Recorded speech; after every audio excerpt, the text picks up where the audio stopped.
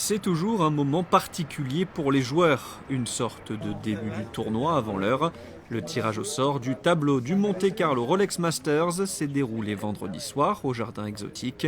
Traditionnellement effectué le samedi, le tirage a été avancé cette année sur demande des joueurs. Et c'est le maître des lieux, Rafael Nadal, qui a effectué le tirage. L'Espagnol part à la conquête de la Décima, un 10e titre sur les cours du Monte Carlo Country Club.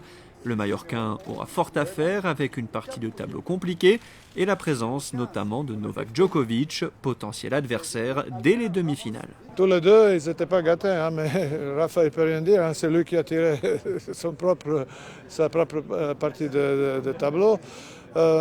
C'est relatif. Si on regarde un petit peu, même le côté de Djokovic, il est bien garni avec Thiem et avec les autres joueurs, c'est très très fort.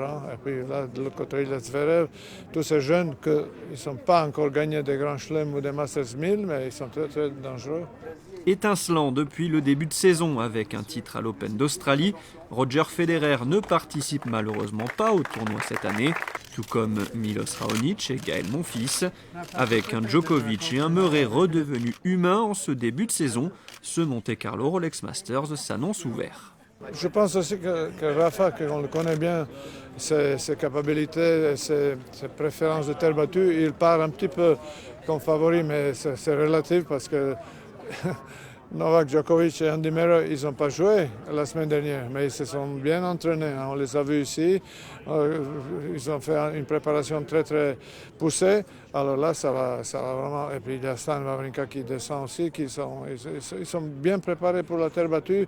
Mais comme je disais avant, je vois un peu Rafa un petit peu devant, mais ça n'a rien dire. Ça va rien dire. Et le tournoi débute dès samedi avec les qualifications. Le monégasque Luca Katarina sera notamment sur les cours.